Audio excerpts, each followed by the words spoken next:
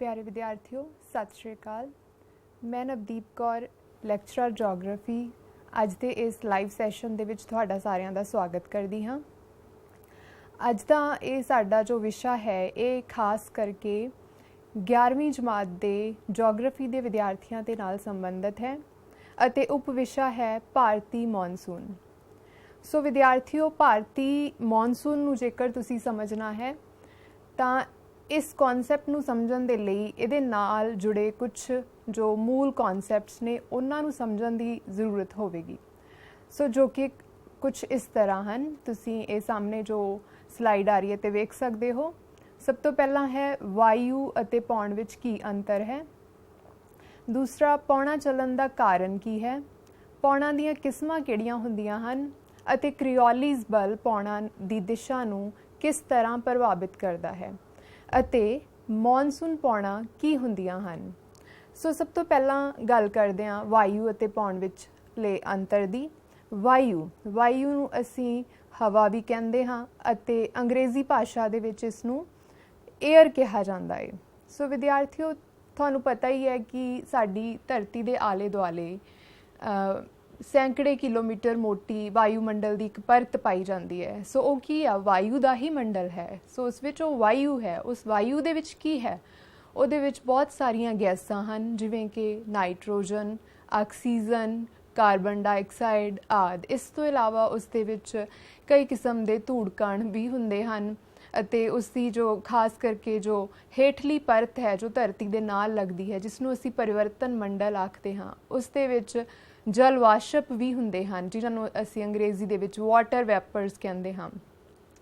सो ये साडे आले दुआले इन्हां सारियां गैसां दा धूड़ कणां दा जो मिश्रण है इस नूं ही वायु कहा जाता है या हवा कहा जाता है।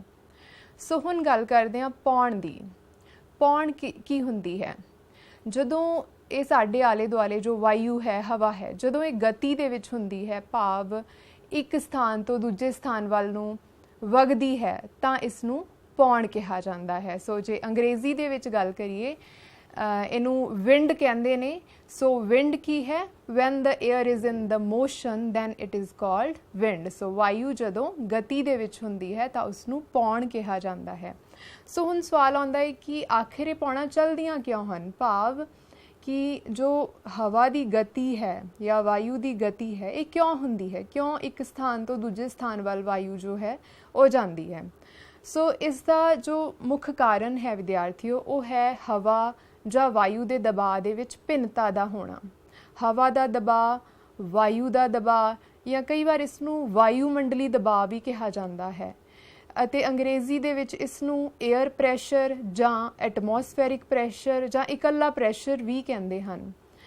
सो ये दबाव की हुंदा है? हवा का दबाव ये एक तरह नाल हवा का भार ही हुंदा है जो कि हवा दे विच मौजूद गैसां, धूड़ कणां आदि तत्तां दी प्रति इकाई हवा दे विच घणता उत्ते निर्भर करता है। सो जे हवा दे विच या वायु दे विच जदों इन्हां गैसां दी या कह लो कि प्रति इकाई हवा दे विच जदों इन्हां गैसां दी घणता ज़्यादा हो जाती है तो हवा का भार वध जाता है अते वो धरती ते ज़्यादा दबाव पाउंदी है। अते जदों इन्हां गैसां दी या ये धूड़ कणां दी जो घणता है हवा दे विच ये घट हो जाती है तो हवा का भार भी घट जाता है। नतीजे वजों हवा घट दबाव पाउंदी है धरती ते। सो इस तरह हवा का दबाव जो है यह धरती ते इक्को वर्गा नहीं हुंदा, इहदे विच स्थानक भिन्नता पाई जाती है। अते ये जो स्थानक भिन्नता है उंज तां इहदे पिछे कई सारे कारण हैं, बहुत सारे कारक ने जिहड़े कि इसनूं प्रभावित करते हैं। पर सब तो जो मुख्य कारक है वो है तापमान, जिसनूं तुसीं अंग्रेजी दे विच टैंपरेचर कहंदे हो। सो तुसीं जानदे ही हो कि साडी धरती ते तापमान दी जो स्थानक भिन्नता पाई जाती है, कोई भी खेतर लै लो, वख-वख खेतर लै लो या दो खेतर लै लो, उन्हां दा आपसी तापमान इक्को जिहा नहीं हुंदा, ਵੱਖੋ ਵੱਖਰਾ ਹੁੰਦਾ है। सो ये निर्भर करता है सूरज के उत्ते। सूरज तुहानूं पता ही है कि साडी धरती के उपर ताप का इक्को एक स्रोत है ਸੋ ਸੂਰਜ ਦੀਆਂ ਕਿਰਨਾਂ ਧਰਤੀ ਤੇ ਪੈਂਦੀਆਂ ਹਨ ਤੇ ਇਹਦੇ ਜੋ ਵੱਖ-ਵੱਖ ਭਾਗਾਂ ਦਾ ਤਾਪਮਾਨ ਵੱਧਦਾ ਹੈ। ਜਿੱਥੇ ਸੂਰਜ ਦੀਆਂ ਕਿਰਨਾਂ ਜ਼ਿਆਦਾ ਪੈਂਦੀਆਂ ਹਨ ਉੱਥੇ ਤਾਪਮਾਨ ਵੱਧ ਹੁੰਦਾ ਹੈ, ਜਿੱਥੇ ਘੱਟ ਪਹੁੰਚਦੀਆਂ ਹਨ ਉੱਥੇ ਤਾਪਮਾਨ ਘੱਟ ਹੁੰਦਾ ਹੈ। ਸੋ ਇਸ ਕਰਕੇ ਧਰਤੀ ਦੇ ਉੱਪਰ ਜੋ ਸਥਾਨਕ ਭਿੰਨਤਾ ਪਾਈ ਜਾਂਦੀ ਹੈ ਤਾਪਮਾਨ ਦੇ ਵਿੱਚ, ਉਸ ਦੇ ਕਾਰਨ ਹੀ ਹਵਾ ਦੇ ਦਬਾਅ ਦੇ ਵਿੱਚ ਜਾਂ ਵਾਯੂ ਦੇ ਦਬਾਅ ਦੇ ਵਿੱਚ ਵੀ ਭਿੰਨਤਾ ਪਾਈ ਜਾਂਦੀ ਹੈ। ਸੋ ਹੁਣ ਇਹਨਾਂ ਦੋਨਾਂ ਦਾ ਜੋ ਆਪਸੀ ਸੰਬੰਧ ਹੈ ਤਾਪਮਾਨ ਦਾ ਅਤੇ ਹਵਾ ਦੇ ਦਬਾਅ ਦਾ, ਇਹ ਬਹੁਤ ਗੂੜਾ ਹੈ ਅਤੇ ਬਹੁਤ ਜ਼ਰੂਰੀ ਵੀ ਹੈ ਇਸ ਨੂੰ ਸਮਝਣਾ। ਸੋ ਇਹਨੂੰ ਤੁਸੀਂ ਇਸ ਦੇ ਉੱਤੇ ਧਿਆਨ ਦਿਓ, ਇਸ ਕਨਸੈਪਟ ਦੇ ਉੱਪਰ ਕਿ ਇਹ ਸੰਬੰਧ ਕੀ ਆ। ਤਾਪਮਾਨ ਦਾ ਤੇ ਹਵਾ ਦੇ ਦਬਾਅ ਦਾ ਜੋ ਆਪਸੀ ਸੰਬੰਧ ਹੈ ਇਹ ਇੱਕ ਦੂਜੇ ਤੋਂ ਵਿਪਰੀਤ ਹੈ, ਭਾਵ ਉਲਟ ਹੈ। ਇਹ ਜਦੋਂ ਕਹਿ ਲਓ ਕਿ ਤਾਪਮਾਨ ਵੱਧ ਜਾਂਦਾ ਹੈ, ਹਵਾ ਦਾ ਤਾਪਮਾਨ ਵੱਧ ਜਾਂਦਾ ਹੈ ਤਾਂ ਹਵਾ ਦਾ ਦਬਾਅ ਘੱਟ ਹੋ ਜਾਂਦਾ ਹੈ, ਅਤੇ ਜਦੋਂ ਹਵਾ ਦਾ ਤਾਪਮਾਨ ਘਟਦਾ ਹੈ ਤਾਂ ਹਵਾ ਦਾ ਦਬਾਅ ਵੱਧ ਜਾਂਦਾ ਹੈ। ਸੋ ਇਸ ਤਰ੍ਹਾਂ ਇਹਨਾਂ ਦਾ ਜੋ ਆਪਸੀ ਸੰਬੰਧ ਹੈ ਉਹ ਉਲਟਾ ਹੈ, ਵਿਪਰੀਤ ਹੈ। ਹੁਣ ਤੁਸੀਂ ਸੋਚ ਰਹੇ ਹੋਵੋਗੇ ਕਿ ਇਸ ਤਰ੍ਹਾਂ ਕਿਉਂ ਹੁੰਦਾ ਹੈ। ਸੋ ਇਹਦੀਆਂ ਬਹੁਤ ਸਾਰੀਆਂ ਉਦਾਹਰਨਾਂ ਤੁਸੀਂ ਆਪਣੀ ਰੋਜ਼ਮਰਰਾ ਦੀ ਜ਼ਿੰਦਗੀ ਦੇ ਵਿੱਚੋਂ ਲੈ ਸਕਦੇ ਹੋ। ਹੁਣ ਜਦੋਂ ਤਾਪਮਾਨ ਵੱਧਦਾ ਹੈ, ਤਾਪਮਾਨ ਵਧਣ ਦੇ ਨਾਲ ਹਵਾ ਗਰਮ ਹੁੰਦੀ ਹੈ। ਗਰਮ ਹੋ ਕੇ ਚਾਹੇ ਉਹ ਕੋਈ ਵੀ ਪਦਾਰਥ ਆ, ਚਾਹੇ ਉਹ ਹਵਾ ਹੈ ਜਾਂ ਕੋਈ ਹੋਰ ਪਦਾਰਥ ਆ। ਸੋ ਤੁਸੀਂ ਆਪਣੀ ਡੇਲੀ ਲਾਈਫ ਤੋਂ ਉਦਾਹਰਨ ਲੈ ਲਓ। ਸਪੋਜ਼ ਤੁਸੀਂ ਦੁੱਧ ਗਰਮ ਕਰ ਰਹੇ ਹੋ, ਤੁਸੀਂ ਦੁੱਧ ਨੂੰ ਇੱਕ ਬਰਤਨ ਦੇ ਵਿੱਚ ਪਾਓ ਤੇ ਉਸ ਦਾ ਲੈਵਲ ਚੈੱਕ ਕਰ ਲਓ ਕਿ ਉਹ ਬਰਤਨ ਦੇ ਵਿੱਚ ਕਿਸ ਲੈਵਲ ਤੱਕ ਹੈ, ਤੇ ਉਸ ਨੂੰ ਤੁਸੀਂ ਗਰਮ ਕਰਨਾ ਰੱਖ ਦਿਓ। ਜਿਵੇਂ ਜਿਵੇਂ ਉਹ ਗਰਮ ਹੁੰਦਾ ਜਾਵੇਗਾ, ਉਹਦਾ ਤਾਪਮਾਨ ਵੱਧਦਾ ਜਾਵੇਗਾ, ਤਾਂ ਉਸ ਬਰਤਨ ਦੇ ਵਿੱਚ ਲੈਵਲ ਵੀ ਵੱਧਦਾ ਜਾਵੇਗਾ ਤੇ ਆਖਰ ਉਹ ਉਸ ਬਰਤਨ ਦੇ ਵਿੱਚੋਂ ਬਾਹਰ ਵੀ ਆ ਜਾਏਗਾ, ਉਬਲ ਜਾਏਗਾ। ਸੋ ਇਸ ਤਰ੍ਹਾਂ ਜਦੋਂ ਅਸੀਂ ਕੋਈ ਪਦਾਰਥ ਗਰਮ ਕਰਦੇ ਹਾਂ ਜਾਂ ਜਦੋਂ ਕੋਈ ਪਦਾਰਥ ਗਰਮ ਹੁੰਦਾ ਹੈ ਤਾਂ ਉਹ ਫੈਲ ਜਾਂਦਾ ਹੈ। ਇਸੇ ਤਰ੍ਹਾਂ ਹਵਾ ਹੈ। ਹਵਾ ਦਾ ਜਦੋਂ ਤਾਪਮਾਨ ਵੱਧਦਾ ਹੈ ਤਾਂ ਹਵਾ ਗਰਮ ਹੁੰਦੀ ਹੈ ਤੇ ਗਰਮ ਹੋ ਕੇ ਫੈਲਦੀ ਹੈ, ਉਤਾਂਹ ਵੱਲ ਨੂੰ ਫੈਲਦੀ ਹੈ। ਸੋ ਨਤੀਜੇ ਵਜੋਂ ਇਹਦੇ ਵਿੱਚ ਜੋ ਮੌਜੂਦ ਗੈਸਾਂ ਨੇ ਜਾਂ ਹੋਰ ਕਣ ਨੇ, ਉਹਨਾਂ ਦੀ ਘਣਤਾ, ਉਹਨਾਂ ਦੀ ਡੈਂਸਿਟੀ ਘੱਟ ਹੋ ਜਾਂਦੀ ਹੈ। ਨਤੀਜੇ ਵਜੋਂ ਉਹਦਾ ਭਾਰ ਘੱਟ ਹੋ ਜਾਂਦਾ ਹੈ ਅਤੇ ਉਹ ਘੱਟ ਦਬਾਅ ਧਰਤੀ ਤੇ ਪਾਉਂਦੀ ਹੈ। ਅਤੇ ਇਸ ਦੇ ਉਲਟ ਜਦੋਂ ਤਾਪਮਾਨ ਘਟਦਾ ਹੈ ਤਾਂ ਹਵਾ ਠੰਡੀ ਹੁੰਦੀ ਹੈ, ਤੇ ਠੰਡੀ ਜਦੋਂ ਹੁੰਦੀ ਹੈ ਤਾਂ ਸੁੰਗੜਦੀ ਹੈ। ਸੋ ਕੋਈ ਵੀ ਪਦਾਰਥ ਹੈ ਜਦੋਂ ਠੰਡਾ ਹੁੰਦਾ ਹੈ ਤਾਂ ਸੁੰਗੜਦਾ ਹੈ। ਤੁਹਾਨੂੰ ਵੀ ਜਦੋਂ ਠੰਡ ਲੱਗਦੀ ਹੈ ਤੁਸੀਂ ਵੀ ਸੁੰਗੜਦੇ ਹੋ। ਸੋ ਇਸੇ ਤਰ੍ਹਾਂ ਹਵਾ ਵੀ ਜਦੋਂ ਤਾਪਮਾਨ ਘੱਟ ਹੋਣ ਦੇ ਕਾਰਨ ਠੰਡੀ ਹੁੰਦੀ ਹੈ ਤਾਂ ਸੁੰਗੜਦੀ ਹੈ। ਸੋ ਸੁੰਗੜ ਕੇ ਉਹਦੇ ਵਿਚਲੇ ਜੋ ਗੈਸਾਂ ਨੇ ਜਾਂ ਹੋਰ ਕਣ ਨੇ, ਉਹਨਾਂ ਦੀ ਘਣਤਾ, ਉਹਨਾਂ ਦੀ ਡੈਂਸਿਟੀ ਵੱਧ ਜਾਂਦੀ ਹੈ। ਨਤੀਜੇ ਵਜੋਂ ਉਹ ਭਾਰੀ ਹੋ ਜਾਂਦੀ ਹੈ ਅਤੇ ਜ਼ਿਆਦਾ ਦਬਾਅ ਪਾਉਂਦੀ ਹੈ। ਸੋ ਇਸ ਤਰ੍ਹਾਂ ਧਰਤੀ ਤੇ ਵੱਖ-ਵੱਖ ਸਥਾਨਾਂ ਤੇ ਜੋ ਹੈ ਭਿੰਨਤਾ ਪਾਈ ਜਾਂਦੀ ਹੈ ਹਵਾ ਦੇ ਦਬਾਅ ਦੇ ਵਿੱਚ।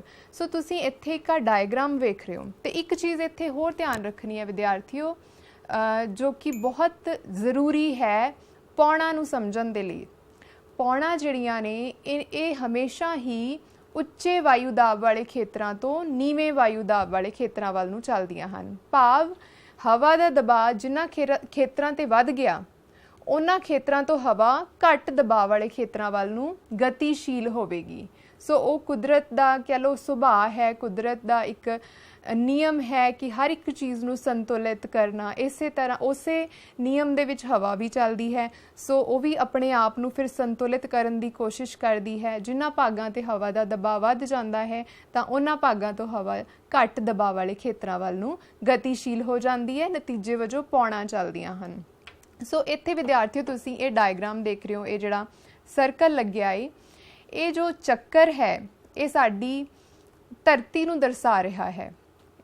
ਸੋ ਇਹਦੇ ਉੱਪਰ ਇਹ ਜਿਹੜੀਆਂ ਲਾਈਨਾਂ ਲੱਗੀਆਂ ਨੇ ਹੌਰੀਜ਼ੌਂਟਲ, ਇਹ ਖਿਤਿਜੀ ਰੇਖਾਵਾਂ ਲੱਗੀਆਂ ਨੇ, ਇਹ ਦਰਸਾ ਰਹੀਆਂ ਨੇ ਸਾਡੀ ਧਰਤੀ ਤੇ ਪਾਈਆਂ ਜਾਣ ਵਾਲੀਆਂ ਵਾਯੂ ਦਾਬ ਪੇਟੀਆਂ ਨੂੰ। ਸੋ ਇਹ 7 ਵਾਯੂ ਦਾਬ ਪੇਟੀਆਂ ਨੇ ਜੋ ਕਿ ਕਾਲਪਨਿਕ ਨੇ, ਇਹ ਸਾਡੀ ਧਰਤੀ ਤੇ ਪਾਈਆਂ ਜਾਂਦੀਆਂ ਨੇ। ਇਹਨਾਂ 7 ਦੇ ਵਿੱਚੋਂ 3 ਜਿਹੜੀਆਂ ਨੇ ਉਹ ਨਿਮਨ ਵਾਯੂ ਦਾਬ ਪੇਟੀਆਂ ਭਾਵ ਲੋ ਪ੍ਰੈਸ਼ਰ ਬੈਲਟਸ ਨੇ, ਜਿੱਥੇ ਹਵਾ ਦਾ ਦਬਾਅ ਘੱਟ ਪਾਇਆ ਜਾਂਦਾ ਹੈ, ਅਤੇ 4 ਹਾਈ ਪ੍ਰੈਸ਼ਰ ਬੈਲਟਸ ਨੇ ਜਿੱਥੇ ਹਵਾ ਦਾ ਦਬਾਅ ਵੱਧ ਪਾਇਆ ਜਾਂਦਾ ਹੈ। ਪੰਜਾਬੀ 'ਚ ਇਹਨਾਂ ਨੂੰ ਉੱਚ ਵਾਯੂ ਦਾਬ ਪੇਟੀਆਂ ਕਹਿੰਦੇ ਹਨ। ਸੋ ਇਹ ਵਿਚਕਾਰ ਪਹਿਲਾਂ ਤੁਸੀਂ ਵੇਖੋ ਕਿ ਇਹ ਜਿਹੜਾ ਇਕੁਏਟਰ ਵਾਲਾ ਭਾਗ ਹੈ, ਇਕੁਏਟਰ ਕੀ ਹੈ? ਇਕੁਏਟਰ ਇੱਕ ਕਾਲਪਨਿਕ ਰੇਖਾ ਹੈ ਜੋ ਸਾਡੀ ਧਰਤੀ ਦੇ ਵਿਚਕਾਰੋਂ ਲੰਘਦੀ ਹੈ ਤੇ ਧਰਤੀ ਨੂੰ ਦੋ ਭਾਗਾਂ ਦੇ ਵਿੱਚ ਵੰਡਦੀ ਹੈ। ਇਹ ਜੋ ਉੱਪਰ ਵਾਲਾ ਭਾਗ ਹੈ ਇਸ ਨੂੰ ਨਾਰਦਰਨ ਹੈਮੀਸਫੀਅਰ ਕਹਿੰਦੇ ਨੇ, ਉੱਤਰੀ ਗੋਲਾ ਅਰਧ, ਅਤੇ ਇਕੁਏਟਰ ਦੇ ਭੂਮੱਧ ਰੇਖਾ ਦੇ ਜੋ ਹੇਠਾਂ ਵਾਲਾ ਭਾਗ ਹੈ ਇਸ ਨੂੰ ਦੱਖਣੀ ਗੋਲਾ ਅਰਧ ਕਹਿੰਦੇ ਹਨ, ਸਦਰਨ ਹੈਮੀਸਫੀਅਰ। ਸੋ ਇਹ ਜੋ ਵਿਚਕਾਰ ਪੇਟੀ ਪਾਈ ਜਾਂਦੀ ਹੈ ਭੂਮੱਧ ਰੇਖਾ ਤੇ, ਇਹ ਇੱਕ ਨਿਮਨ ਵਾਯੂ ਦਾਬ ਪੇਟੀ ਹੈ, ਕਿਉਂਕਿ ਭੂਮੱਧ ਰੇਖਾ ਤੇ ਸੂਰਜ ਦੀਆਂ ਕਿਰਨਾਂ ਸਿੱਧੀਆਂ ਪੈਂਦੀਆਂ ਨੇ, ਇਸ ਕਰਕੇ ਤਾਪਮਾਨ ਉੱਚਾ ਰਹਿੰਦਾ ਹੈ, ਇਸ ਕਰਕੇ ਇੱਥੇ ਜੋ ਹਵਾ ਦਾ ਦਬਾਅ ਹੈ ਉਹ ਨੀਵਾਂ ਰਹਿੰਦਾ ਹੈ। ਸੋ ਇੱਥੇ ਇਹ ਨਿਮਨ ਵਾਯੂ ਦਾਬ ਪੇਟੀ ਹੈ। ਇਸ ਤੋਂ ਉੱਪਰ ਉੱਤਰ ਦੇ ਵਿੱਚ ਵੀ 30 ਡਿਗਰੀ ਉੱਤਰ ਇੱਥੇ ਹਾਈ ਪ੍ਰੈਸ਼ਰ ਬੈਲਟ ਆ, ਭਾਵ ਹਵਾ ਦਾ ਦਬਾਅ ਉੱਚਾ ਹੈ। ਇਹਦੇ ਹੇਠਾਂ ਦੱਖਣ ਦੇ ਵਿੱਚ ਵੀ ਹਾਈ ਪ੍ਰੈਸ਼ਰ ਬੈਲਟ ਹੈ, ਭਾਵ ਹਵਾ ਦਾ ਦਬਾਅ ਉੱਚਾ ਹੈ। ਇਸੇ ਤਰ੍ਹਾਂ ਉਸ ਤੋਂ ਉੱਪਰ 60 ਡਿਗਰੀ ਤੇ ਲੋ ਪ੍ਰੈਸ਼ਰ ਬੈਲਟਸ ਪਾਈਆਂ ਜਾਂਦੀਆਂ ਨੇ, ਉੱਤਰ ਦੇ ਵਿੱਚ ਵੀ ਅਤੇ ਦੱਖਣ ਦੇ ਵਿੱਚ ਵੀ। ਉਸ ਤੋਂ ਉੱਪਰ ਬਿਲਕੁਲ ਜੋ ਧਰੂਵੀ ਖੇਤਰ ਆ ਗਏ, ਨਾਰਥ ਪੋਲ ਤੇ ਸਾਊਥ ਪੋਲ, ਉੱਥੇ ਵੀ ਉੱਚ ਵਾਯੂ ਦਾਬ ਪੇਟੀ ਪਾਈ ਜਾਂਦੀ ਹੈ। ਤੇ ਤੁਸੀਂ ਇਹਨਾਂ ਪੇਟੀਆਂ ਤੋਂ ਇਹ ਜਿਹੜੇ ਤੀਰ ਕਮਾਨ ਲੱਗੇ ਦੇਖ ਰਹੇ ਹੋ, ਇਹ ਸਾਡੀ ਧਰਤੀ ਤੇ ਚੱਲਣ ਵਾਲੀਆਂ ਪੌਣਾਂ ਨੂੰ ਦਰਸਾ ਰਹੇ ਨੇ। ਤੇ ਤੁਸੀਂ ਵੇਖੋ ਕਿ ਇਹ ਤੀਰ ਕਮਾਨ ਜਿਹੜੇ ਨੇ ਇਹ ਹਾਈ ਤੋਂ ਲੋ ਵੱਲ ਲੱਗੇ ਹੋਏ ਆ, ਭਾਵ ਜਿਹੜੀ ਪੌਣਾਂ ਨੇ ਇਹ ਉੱਚੇ ਵਾਯੂ ਦਾਬ ਵਾਲੇ ਖੇਤਰਾਂ ਤੋਂ ਨੀਵੇਂ ਵਾਯੂ ਦਾਬ ਵਾਲੇ ਖੇਤਰਾਂ ਨੂੰ ਚੱਲਦੀਆਂ ਹਨ। ਸੋ ਇਸੇ ਕਰਕੇ ਇਹ ਪੌਣਾਂ ਜਿਹੜੀਆਂ ਇਸ ਦਿਸ਼ਾ ਦੇ ਵਿੱਚ ਧਰਤੀ ਦੇ ਉੱਪਰ ਚੱਲਦੀਆਂ ਨੇ, ਤੇ ਇਹ ਪੌਣਾਂ ਪ੍ਰਚਲਿਤ ਪੌਣਾਂ ਨੇ ਜੋ ਸਾਡੀ ਧਰਤੀ ਤੇ ਵੱਡੇ ਪੈਮਾਨੇ ਤੇ ਚੱਲਦੀਆਂ ਹਨ ਤੇ ਵੱਖ-ਵੱਖ ਖੇਤਰਾਂ ਦੇ ਜਲਵਾਯੂ ਨੂੰ, ਮੌਸਮ ਨੂੰ ਪ੍ਰਭਾਵਿਤ ਕਰਦੀਆਂ ਹਨ। ਹੁਣ ਤੁਸੀਂ ਇੱਥੇ ਵੇਖ ਰਹੇ ਹੋਵੋਗੇ ਕਿ ਇਹ ਜਿਹੜੇ ਤੀਰ ਕਮਾਨ ਨੇ ਇਹ ਥੋੜੇ ਟੇਢੇ ਲੱਗੇ ਹੋਏ ਨੇ। ਇਹ ਇੱਕ ਪਾਰਟਿਕੂਲਰ ਦਿਸ਼ਾ ਵੱਲ ਕਿਉਂ ਜਾ ਰਹੇ ਹਨ? ਹੁਣ ਤੁਸੀਂ ਉਦਾਹਰਨ ਲੈ ਲਓ ਕਿ 30 ਡਿਗਰੀ ਨਾਰਥ ਤੇ ਜੋ ਹਾਈ ਪ੍ਰੈਸ਼ਰ ਬੈਲਟ ਹੈ ਤੇ ਇਕੁਏਟਰ ਤੇ ਜੋ ਲੋ ਪ੍ਰੈਸ਼ਰ ਬੈਲਟ ਹੈ, ਇੱਥੋਂ ਇਹ ਜਿਹੜੇ ਤੀਰ ਨੇ ਇਹ ਸਿੱਧਾ ਉੱਤਰ ਤੋਂ ਦੱਖਣ ਵੱਲ ਕਿਉਂ ਨਹੀਂ ਆ ਰਿਹਾ, ਹਾਈ ਤੋਂ ਲੋ ਕਿਉਂ ਨਹੀਂ ਆ ਰਿਹਾ? ਇਹ ਥੋੜਾ ਪੱਛਮ ਵੱਲ ਨੂੰ ਕਿਉਂ ਮੁੜਿਆ ਹੋਇਆ ਹੈ? ਸੋ ਇਹਦੇ ਪਿੱਛੇ ਵੀ ਕਾਰਨ ਹੈ। ਇਹਦੇ ਪਿੱਛੇ ਜੋ ਫੋਰਸ ਲੱਗਦੀ ਹੈ ਉਸਨੂੰ ਕ੍ਰਿਓਲਿਸ ਫੋਰਸ ਕਹਿੰਦੇ ਨੇ, ਕ੍ਰਿਓਲਿਸ ਬਲ। ਸੋ ਇਹਨੂੰ ਸਮਝਣਾ ਵੀ ਜ਼ਰੂਰੀ ਹੈ। ਕ੍ਰਿਓਲਿਸ ਬਲ ਜੋ ਹੈ ਇਹਦੀ ਖੋਜ ਫਰਾਂਸ ਦੇ ਇੱਕ ਗਣਿਤ ਵਿਗਿਆਨੀ ਨੇ ਕੀਤੀ ਸੀ ਜਿਹਦਾ ਨਾਮ ਸੀ GGD ਕ੍ਰਿਓਲਿਸ। ਸੋ ਉਹਦੇ ਨਾਮ ਤੇ ਹੀ ਇਸ ਨੂੰ ਕ੍ਰਿਓਲਿਸ ਬਲ ਕਹਿੰਦੇ ਨੇ। ਇਹਦਾ ਪ੍ਰਭਾਵ ਇਸ ਬਲ ਦਾ ਸਾਡੇ ਵਾਯੂਮੰਡਲ ਦੇ ਵਿੱਚ ਜੋ ਗਤੀਸ਼ੀਲ ਪਦਾਰਥ ਨੇ ਜਾਂ ਪੌਣਾਂ ਨੇ ਉਹਨਾਂ ਦੀ ਦਿਸ਼ਾ ਦੇ ਉੱਪਰ ਪੈਂਦਾ ਹੈ, ਅਤੇ ਇਹ ਜੋ ਬਲ ਹੈ ਇਹ ਧਰਤੀ ਦੀ ਜੋ ਆਪਣੀ ਧੁਰੇ ਦੁਆਲੇ ਘੁੰਮਣ ਕਾਰਨ ਪੈਦਾ ਹੁੰਦਾ ਹੈ। ਇਹ ਬਲ ਅਤੇ ਵਾਯੂਮੰਡਲ ਦੇ ਵਿੱਚ ਗਤੀਸ਼ੀਲ ਪਦਾਰਥਾਂ ਦੇ ਉੱਪਰ ਉਹਨਾਂ ਦੀ ਦਿਸ਼ਾ ਦੇ ਉੱਪਰ ਇਹਦਾ ਪ੍ਰਭਾਵ ਹੁੰਦਾ ਹੈ। ਸੋ ਪ੍ਰਭਾਵ ਕਿਸ ਤਰ੍ਹਾਂ ਹੁੰਦਾ ਹੈ ਇਹ ਤੁਸੀਂ ਦੋਨੋਂ ਡਾਇਗ੍ਰਾਮਸ ਵੇਖ ਸਕਦੇ ਹੋ ਕਿ ਇੱਥੇ ਇੱਕ ਖੱਬੇ ਹੱਥ ਨਾਰਦਰਨ ਹੈਮੀਸਫੀਅਰ ਭਾਵ ਉੱਤਰੀ ਗੋਲਾ ਅਰਧ ਵਿਖਾਇਆ ਹੈ। ਉੱਤਰੀ ਗੋਲਾ ਅਰਧ ਦੇ ਵਿੱਚ ਕੀ ਹੁੰਦਾ ਹੈ? ਕ੍ਰਿਓਲਿਸ ਬਲ ਦੇ ਪ੍ਰਭਾਵ ਕਾਰਨ ਪੌਣਾਂ ਜਿਹੜੀਆਂ ਨੇ ਉਹ ਆਪਣੇ ਸੱਜੇ ਹੱਥ ਮੁੜ ਜਾਂਦੀਆਂ ਨੇ, ਭਾਵ ਜੇ ਉਹ ਦੱਖਣ ਤੋਂ ਉੱਤਰ ਵੱਲ ਜਾ ਰਹੀਆਂ ਨੇ ਤਾਂ ਆਪਣੇ ਸੱਜੇ ਹੱਥ ਮੁੜ ਕੇ ਉਹਨਾਂ ਦੀ ਦਿਸ਼ਾ ਜਿਹੜੀ ਹੈ ਉਹ ਦੱਖਣੀ ਨਹੀਂ ਰਹਿ ਜਾਏਗੀ, ਉਹ ਸਗੋਂ ਦੱਖਣ ਪੱਛਮ ਹੋ ਜਾਏਗੀ। ਇਸੇ ਤਰ੍ਹਾਂ ਜੇ ਪੌਣਾਂ ਸਪੋਜ਼ ਉੱਤਰ ਤੋਂ ਦੱਖਣ ਵੱਲ ਆ ਰਹੀਆਂ ਨੇ ਤਾਂ ਉਹਨਾਂ ਦੀ ਜਿਹੜੀ ਦਿਸ਼ਾ ਹੈ ਉਹ ਉੱਤਰੀ ਨਹੀਂ ਹੋਏਗੀ, ਸਗੋਂ ਆਪਣੇ ਸੱਜੇ ਹੱਥ ਮੁੜ ਜਾਣਗੀਆਂ ਤੇ ਉਹਨਾਂ ਦੀ ਦਿਸ਼ਾ ਉੱਤਰ ਪੂਰਬ ਹੋ ਜਾਏਗੀ। ਸੋ ਇਹੀ ਚੀਜ਼ ਤੁਸੀਂ ਇੱਥੇ ਵੇਖ ਸਕਦੇ ਹੋ ਜੋ ਇਸ ਡਾਇਗ੍ਰਾਮ ਦੇ ਵਿੱਚ ਇਹ ਪ੍ਰਚਲਿਤ ਪੌਣਾਂ ਵਿਖਾਈਆਂ ਗਈਆਂ ਨੇ। ਸੋ ਇੱਥੇ ਪੌਣਾਂ ਜਿਹੜੀਆਂ ਨੇ ਇਹਨਾਂ ਦੀ ਦਿਸ਼ਾ ਉੱਤਰ ਦੀ ਬਜਾਏ ਉੱਤਰ ਪੂਰਬ ਹੋ ਗਈ ਹੈ। ਸੋ ਇਹ ਉੱਤਰ ਪੂਰਬ ਵਪਾਰਕ ਪੌਣਾਂ ਨੇ ਜੋ ਉੱਤਰੀ ਗੋਲਾਰਧ ਦੇ ਵਿੱਚ ਇਸ ਸਬ ਟ੍ਰੋਪੀਕਲ ਹਾਈ ਪ੍ਰੈਸ਼ਰ ਬੈਲਟ ਤੋਂ ਇਕੁਏਟੋਰੀਅਲ ਲੋ ਪ੍ਰੈਸ਼ਰ ਬੈਲਟ ਵੱਲ ਨੂੰ ਚੱਲਦੀਆਂ ਹਨ। ਇਸੇ ਤਰ੍ਹਾਂ ਉੱਪਰ ਵੇਖੋ ਕਿ ਇਹ ਪੌਣਾਂ ਜਿਹੜੀਆਂ ਨੇ ਦੱਖਣ ਤੋਂ ਉੱਤਰ ਵੱਲ ਨਹੀਂ ਜਾ ਰਹੀਆਂ, ਸਗੋਂ ਇਹ ਆਪਣੇ ਸੱਜੇ ਹੱਥ ਮੁੜ ਗਈਆਂ ਤੇ ਇਹਨਾਂ ਦੀ ਜਿਹੜੀ ਦਿਸ਼ਾ ਹੈ ਉਹ ਦੱਖਣ ਪੱਛਮੀ ਹੋ ਗਈ ਹੈ। ਇਸੇ ਤਰ੍ਹਾਂ ਦੱਖਣੀ ਗੋਲਾ ਅਰਧ ਦੇ ਵਿੱਚ ਇਹ ਜੋ ਪੌਣਾਂ ਜਿਹੜੀਆਂ ਨੇ ਆਪਣੇ ਖੱਬੇ ਹੱਥ ਮੁੜ ਜਾਂਦੀਆਂ ਨੇ, ਉੱਤਰੀ ਗੋਲਾ ਅਰਧ ਦੇ ਵਿੱਚ ਆਪਣੇ ਸੱਜੇ ਹੱਥ ਮੁੜਦੀਆਂ ਨੇ ਤੇ ਦੱਖਣੀ ਗੋਲਾ ਅਰਧ ਦੇ ਵਿੱਚ ਆਪਣੇ ਖੱਬੇ ਹੱਥ ਮੁੜਦੀਆਂ ਨੇ। ਸੋ ਦੱਖਣੀ ਗੋਲਾ ਅਰਧ ਦੇ ਵਿੱਚ ਜੇ ਇਹ ਦੱਖਣ ਤੋਂ ਉੱਤਰ ਵੱਲ ਜਾ ਰਹੀਆਂ ਨੇ ਤਾਂ ਇਹਨਾਂ ਦੀ ਦਿਸ਼ਾ ਜਿਹੜੀ ਹੈ ਉਹ ਦੱਖਣ ਪੂਰਬ ਹੋ ਜਾਂਦੀ ਹੈ। ਜੇ ਉੱਤਰ ਤੋਂ ਦੱਖਣ ਵੱਲ ਆ ਰਹੀਆਂ ਨੇ ਤਾਂ ਇਹਨਾਂ ਦੀ ਜਿਹੜੀ ਦਿਸ਼ਾ ਹੈ ਉਹ ਉੱਤਰ ਪੱਛਮ ਹੋ ਜਾਂਦੀ ਹੈ। ਸੋ ਇਸ ਤਰ੍ਹਾਂ ਕ੍ਰਿਓਲਿਸ ਪ੍ਰਭਾਵ ਦੇ ਕਾਰਨ ਪੌਣਾਂ ਦੀ ਦਿਸ਼ਾ ਜਿਹੜੀ ਆ ਬਦਲ ਜਾਂਦੀ ਹੈ। ਸੋ ਇਹ ਪ੍ਰਭਾਵ ਜਿਹੜਾ ਤੁਸੀਂ ਇਹ ਮੌਨਸੂਨ ਪੌਣਾਂ ਦੇ ਉੱਪਰ ਵੀ ਵੇਖੋਗੇ, ਜੋ ਭਾਰਤੀ ਮੌਨਸੂਨ ਪੌਣਾਂ ਬਾਰੇ ਅੱਜ ਆਪਾਂ ਡਿਸਕਸ ਕਰਾਂਗੇ, ਸੋ ਉਹਨਾਂ ਉੱਪਰ ਵੀ ਇਹ ਪ੍ਰਭਾਵ ਤੁਸੀਂ ਵੇਖੋਗੇ। ਸੋ ਇਸ ਕਰਕੇ ਇਸ ਕਨਸੈਪਟ ਨੂੰ ਸਮਝਣਾ ਵੀ ਬੇहद ਜ਼ਰੂਰੀ ਹੈ। ਸੋ ਹੁਣ ਅੱਗੇ ਹੈ ਪੌਣਾ ਦੀਆਂ ਕਿਸਮਾਂ। ਪੌਣਾ ਨੂੰ ਮੁੱਖ ਤੌਰ ਤੇ ਦੋ ਵਰਗਾਂ ਦੇ ਵਿੱਚ ਵੰਡਿਆ ਜਾਂਦਾ ਹੈ, ਸਥਾਈ ਪੌਣਾ ਅਤੇ ਅਸਥਾਈ ਪੌਣਾ। ਸਥਾਈ ਪੌਣਾ ਜਿਨ੍ਹਾਂ ਨੂੰ ਅੰਗਰੇਜ਼ੀ ਦੇ ਵਿੱਚ ਪਰਮਾਨੈਂਟ ਜਾਂ ਫਿਰ ਨਾਨ ਵੇਰੀਏਬਲ ਵਿੰਡਸ ਵੀ ਕਹਿੰਦੇ ਨੇ। ਸੋ ਇਹ ਪੌਣਾ ਕਿਤੇ ਨਾ ਕਿਤੇ ਇਹਨਾਂ ਦੇ ਨਾਮ ਤੋਂ ਹੀ ਇਹਨਾਂ ਦਾ ਜੋ ਭਾਵ ਅਰਥ ਹੈ ਉਹ ਸਾਫ਼ ਹੋ ਰਿਹਾ ਕਿ ਇਹ ਪੌਣਾ ਜਿਹੜੀਆਂ ਨੇ ਇਹ ਸਥਾਈ ਦਿਸ਼ਾ ਦੇ ਵਿੱਚ ਚੱਲਦੀਆਂ ਨੇ, ਪਰਮਾਨੈਂਟਲੀ ਇੱਕ ਹੀ ਡਾਇਰੈਕਸ਼ਨ ਦੇ ਵਿੱਚ ਚੱਲਦੀਆਂ ਨੇ। ਇਹਨਾਂ ਦੀ ਜੋ ਦਿਸ਼ਾ ਹੈ ਉਹ ਵੇਰੀ ਨਹੀਂ ਕਰਦੀ, ਇਸ ਕਰਕੇ ਇਹਨਾਂ ਨੂੰ ਨਾਨ ਵੇਰੀਏਬਲ ਵਿੰਡਸ ਕਿਹਾ ਜਾਂਦਾ ਹੈ। ਸੋ ਇਹਨਾਂ ਦੀ ਉਦਾਹਰਨ ਹੈ ਇਹ ਸਾਡੀ ਧਰਤੀ ਤੇ ਚੱਲਣ ਵਾਲੀਆਂ ਜੋ ਪ੍ਰਚਲਿਤ ਪੌਣਾ ਨੇ, ਜੋ ਇਸ ਚੱਕਰ ਦੇ ਵਿੱਚ ਇਹ ਤੀਰ ਕਮਾਨ ਲੱਗੇ ਹੋਏ ਨੇ, ਜੋ ਕਿ ਇਹ ਉੱਚ ਵਾਯੂ ਦਾਬ ਪੇਟੀਆਂ ਤੋਂ ਨਿਮਨ ਵਾਯੂ ਦਾਬ ਪੇਟੀਆਂ ਵੱਲ ਨੂੰ ਚੱਲਦੀਆਂ ਹਨ। ਸੋ ਇਹ ਪ੍ਰਚਲਿਤ ਪੌਣਾ ਨੇ ਤੇ ਇਹ ਸਥਾਈ ਪੌਣਾ ਦੀ ਉਦਾਹਰਨ ਹਨ। ਸੋ ਇਹਨਾਂ ਦੀ ਦਿਸ਼ਾ ਨਹੀਂ ਬਦਲਦੀ, ਇਹ ਲਗਾਤਾਰ ਇੱਕ ਹੀ ਦਿਸ਼ਾ ਦੇ ਵਿੱਚ ਚੱਲਦੀਆਂ ਹਨ। ਅਤੇ ਦੂਸਰੀਆਂ ਹਨ ਅਸਥਾਈ ਪੌਣਾ ਜਾਂ ਅਨਿਸ਼ਚਿਤ ਪੌਣਾ। ਇਹਨਾਂ ਨੂੰ ਅੰਗਰੇਜ਼ੀ ਦੇ ਵਿੱਚ ਵੇਰੀਏਬਲ ਵਿੰਡਸ ਕਹਿੰਦੇ ਨੇ। ਸੋ ਇਹਨਾਂ ਦਾ ਵੀ ਜੋ ਭਾਵ ਅਰਥ ਹੈ ਇਹਨਾਂ ਦੇ ਨਾਮ ਤੋਂ ਸਾਫ਼ ਹੋ ਰਿਹਾ ਹੈ, ਇਹ ਸਥਾਈ ਪੌਣਾ ਤੋਂ ਉਲਟ ਹਨ, ਭਾਵ ਅਸਥਾਈ ਹਨ, ਅਨਿਸ਼ਚਿਤ ਹਨ, ਨਿਸ਼ਚਿਤ ਨਹੀਂ ਹਨ। ਇਹਨਾਂ ਦੀ ਦਿਸ਼ਾ ਜੋ ਹੈ ਉਹ ਅਸਥਾਈ ਹੁੰਦੀ ਹੈ, ਭਾਵ ਬਦਲਦੀ ਰਹਿੰਦੀ ਹੈ, ਵੇਰੀ ਕਰਦੀ ਹੈ, ਇਸ ਕਰਕੇ ਇਹਨਾਂ ਨੂੰ ਵੇਰੀਏਬਲ ਵਿੰਡਸ ਕਹਿੰਦੇ ਨੇ। ਸੋ ਉਹ ਕੋਈ ਸਥਾਨਕ ਕਾਰਕਾਂ ਕਾਰਨ ਜਦੋਂ ਭਿੰਨਤਾ ਆ ਜਾਂਦੀ ਹੈ ਤਾਪਮਾਨ ਦੇ ਵਿੱਚ ਜਾਂ ਹਵਾ ਦੇ ਦਬਾਅ ਦੇ ਵਿੱਚ, ਉਹਨਾਂ ਦੇ ਕਾਰਨ ਹੀ ਇਹਨਾਂ ਪੌਣਾਂ ਦੀ ਜਿਹੜੀ ਦਿਸ਼ਾ ਹੈ ਉਹ ਬਦਲ ਜਾਂਦੀ ਹੈ। ਸੋ ਇਸ ਕਰਕੇ ਇਹਨਾਂ ਨੂੰ ਅਸਥਾਈ ਪੌਣਾ ਕਹਿੰਦੇ ਹਨ। ਇਹਦੇ ਵਿੱਚ ਕਈ ਸਾਰੀਆਂ ਉਦਾਹਰਨਾਂ ਹਨ, ਜਿਵੇਂ ਕਿ ਲੈਂਡ ਬਰੀਜ਼ ਅਤੇ ਸੀ ਬਰੀਜ਼, ਜਿਹਨੂੰ ਪੰਜਾਬੀ ਦੇ ਵਿੱਚ ਜਲ ਪੌਣਾ ਅਤੇ ਸਾਗਰੀ ਪੌਣਾ ਅਤੇ ਥਲ ਪੌਣਾ ਕਹਿੰਦੇ ਹਨ। ਸੋ ਇਹ ਕਿੱਥੇ ਚੱਲਦੀਆਂ ਨੇ? ਇਹ ਸਾਡੇ ਤਟਵਰਤੀ ਭਾਗਾਂ ਤੇ ਕੋਸਟਲ ਰੀਜਨਸ ਜੋ ਸਮੁੰਦਰ ਤੱਟ ਦੇ ਕਿਨਾਰੇ ਹੁੰਦੇ ਨੇ ਉੱਥੇ ਚੱਲਦੀਆਂ ਨੇ, ਤੇ ਇਹ ਦਿਨ ਅਤੇ ਰਾਤ ਦੇ ਅਨੁਸਾਰ ਆਪਣੀ ਦਿਸ਼ਾ ਬਦਲ ਲੈਂਦੀਆਂ ਨੇ। ਸੋ ਇੱਥੇ ਇੱਕ ਚੀਜ਼ ਹੋਰ ਮੈਂ ਤੁਹਾਡੇ ਧਿਆਨ 'ਚ ਲਿਆਉਣਾ ਚਾਹਾਂਗੀ, ਉੱਤੇ ਤੁਸੀਂ ਧਿਆਨ ਦਿਓ ਕਿ ਜੋ ਸਾਡੀ ਧਰਤੀ ਤੇ ਜਲ ਭਾਗ ਨੇ ਅਤੇ ਥਲ ਭਾਗ ਨੇ, ਇਹਨਾਂ ਦੇ ਗਰਮ ਹੋਣ ਦੀ ਪ੍ਰਵਿਰਤੀ ਜੋ ਹੈ ਉਹ ਵੱਖੋ ਵੱਖਰੀ ਹੈ। ਜੋ ਜਲ ਭਾਗ ਹੁੰਦੇ ਨੇ ਉਹ ਬਹੁਤ ਹੀ ਹੌਲੀ ਹੌਲੀ ਗਰਮ ਹੁੰਦੇ ਨੇ, ਭਾਵ ਉਹਨਾਂ ਦਾ ਤਾਪਮਾਨ ਜੋ ਹੈ ਸੂਰਜ ਦੀਆਂ ਕਿਰਨਾਂ ਪੈਣ ਦੇ ਨਾਲ ਇੱਕਦਮ ਨਹੀਂ ਵੱਧਦਾ, ਉਹਨੂੰ ਸਮਾਂ ਲੱਗਦਾ ਗਰਮ ਹੋਣ ਨੂੰ, ਤਾਪਮਾਨ ਵਧਣ ਨੂੰ, ਅਤੇ ਹੌਲੀ ਹੌਲੀ ਹੀ ਫਿਰ ਉਹ ਠੰਡੇ ਹੁੰਦੇ ਨੇ ਸੂਰਜ ਛਿਪਣ ਤੋਂ ਬਾਅਦ, ਜਾਂ ਕਹਿ ਲਓ ਰੁੱਤ ਦੇ ਪਰਿਵਰਤਨ ਦੇ ਨਾਲ। ਸਰਦੀ ਦੀ ਰੁੱਤ ਦੇ ਵਿੱਚ ਉਨੀ ਛੇਤੀ ਉਹ ਠੰਡੇ ਵੀ ਨਹੀਂ ਹੁੰਦੇ, ਉਨੀ ਛੇਤੀ ਉਹਨਾਂ ਦਾ ਤਾਪਮਾਨ ਨੀਵਾਂ ਨਹੀਂ ਜਾਂਦਾ।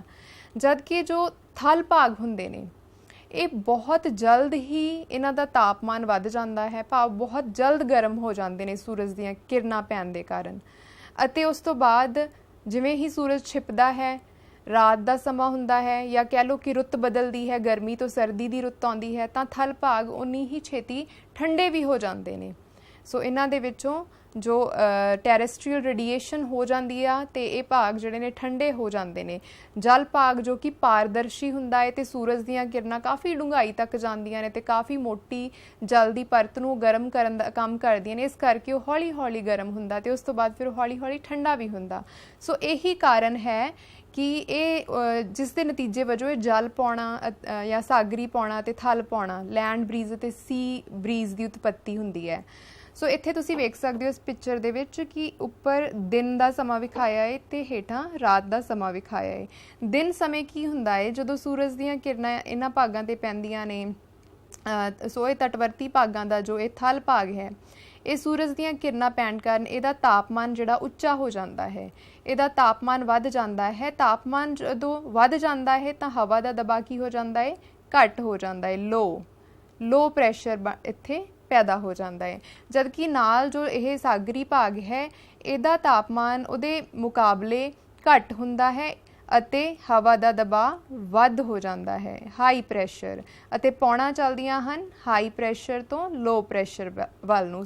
ਸੋ ਇਸ ਕਰਕੇ ਦਿਨ ਦੇ ਸਮੇਂ ਇਹਨਾਂ ਸਾਗਰੀ ਭਾਗਾਂ ਤੋਂ ਥਲ ਭਾਗਾਂ ਵੱਲ ਨੂੰ ਪੌਣਾ ਚੱਲਦੀਆਂ ਹਨ ਤਟਵਰਤੀ ਖੇਤਰਾਂ ਦੇ ਵਿੱਚ, ਤੇ ਇਹਨਾਂ ਨੂੰ ਹੀ ਕਹਿੰਦੇ ਹਨ ਸੀ ਬਰੀਜ਼, ਪੰਜਾਬੀ ਦੇ ਵਿੱਚ ਸਾਗਰੀ ਪੌਣਾ। ਅਤੇ ਰਾਤ ਦੇ ਸਮੇਂ ਸਥਿਤੀ ਉਲਟ ਹੋ ਜਾਂਦੀ ਹੈ। ਰਾਤ ਦੇ ਸਮੇਂ ਧਰਤੀ ਦੇ ਵਿੱਚੋਂ ਵਿਕਿਰਨ ਦੀ ਕਿਰਿਆ ਹੋ ਕੇ ਜੋ ਥਲ ਭਾਗ ਨੇ ਇਹ ਠੰਡੇ ਹੋ ਜਾਂਦੇ ਨੇ ਬਹੁਤ ਜ਼ਿਆਦਾ, ਇਹਨਾਂ ਦਾ ਤਾਪਮਾਨ ਨੀਵਾਂ ਹੋ ਜਾਂਦਾ ਹੈ, ਟੈਂਪਰੇਚਰ ਜਿਹੜਾ ਹੈ ਉਹ ਲੋ ਹੋ ਜਾਂਦਾ ਹੈ। ਨਤੀਜੇ ਵਜੋਂ ਹਵਾ ਦਾ ਦਬਾਅ ਕੀ ਹੋ ਜਾਂਦਾ ਹੈ? ਹਾਈ ਹੋ ਜਾਂਦਾ ਹੈ, ਪ੍ਰੈਸ਼ਰ ਵੱਧ ਜਾਂਦਾ ਹੈ। ਜਦਕਿ ਜੋ ਜਲ ਭਾਗ ਨੇ ਇਹ ਦਿਨ ਸਮੇਂ ਹੌਲੀ ਹੌਲੀ ਗਰਮ ਹੋਏ। ਹੁਣ ਇਹਨਾਂ ਦਾ ਤਾਪਮਾਨ ਇਹਨਾਂ ਥਲ ਭਾਗਾਂ ਦੇ ਮੁਕਾਬਲੇ ਜ਼ਿਆਦਾ ਹੁੰਦਾ ਹੈ ਤੇ ਠੰਡੇ ਹੋਣ ਨੂੰ ਵੀ ਸਮਾਂ ਲਗਾਉਂਦੇ ਨੇ। ਨਤੀਜੇ ਵਜੋਂ ਇਹਨਾਂ ਦਾ ਤਾਪਮਾਨ ਵੱਧ ਹੋ ਜਾਂਦਾ ਹੈ ਅਤੇ ਹਵਾ ਦਾ ਦਬਾਅ ਘਟ ਜਾਂਦਾ ਹੈ, ਹਵਾ ਦਾ ਦਬਾਅ ਲੋ ਹੋ ਜਾਂਦਾ ਹੈ ਤੇ ਪੌਣਾ ਫਿਰ ਇਹਨਾਂ ਥਲ ਭਾਗਾਂ ਤੋਂ ਜਲ ਭਾਗਾਂ ਵੱਲ ਨੂੰ ਚੱਲਦੀਆਂ ਹਨ, from high pressure to low pressure. So ਇਹ ਜਿਹੜੀਆਂ ਥਲ ਭਾਗਾਂ ਤੋਂ ਪੌਣਾ ਚੱਲਦੀਆਂ ਨੇ ਇਹਨਾਂ ਨੂੰ ਕਹਿੰਦੇ ਨੇ ਲੈਂਡ ਬਰੀਜ਼, ਥਲ ਪੌਣਾ।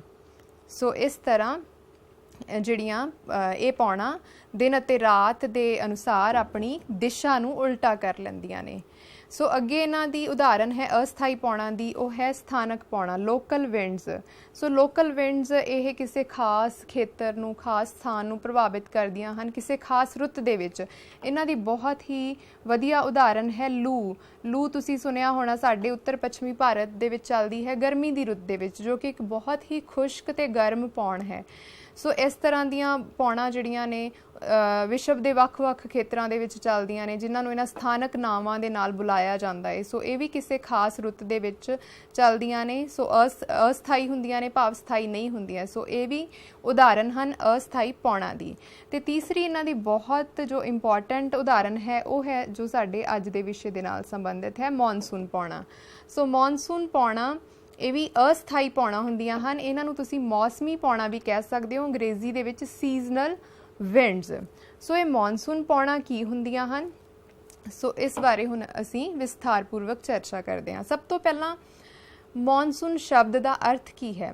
ਮੌਨਸੂਨ ਸ਼ਬਦ ਅਰਬੀ ਭਾਸ਼ਾ ਦੇ ਸ਼ਬਦ ਮੌਸਮ ਤੋਂ ਲਿਆ ਗਿਆ ਹੈ, ਜਿਸ ਦਾ ਅਰਥ ਹੈ ਰੁੱਤ ਜਾਂ ਮੌਸਮ, ਜਾਂ ਤੁਸੀਂ ਇੰਗਲਿਸ਼ ਦੇ ਵਿੱਚ ਕਹਿੰਦੇ ਹੋ ਸੀਜ਼ਨ। ਸੋ ਇਹਦਾ ਸੰਬੰਧ ਸੀਜ਼ਨ ਦੇ ਨਾਲ ਹੈ ਅਤੇ ਇਸ ਸ਼ਬਦ ਨੂੰ ਵਰਤਿਆ ਸੀ ਸਭ ਤੋਂ ਪਹਿਲਾਂ ਅਰਬੀਆਂ ਨੇ।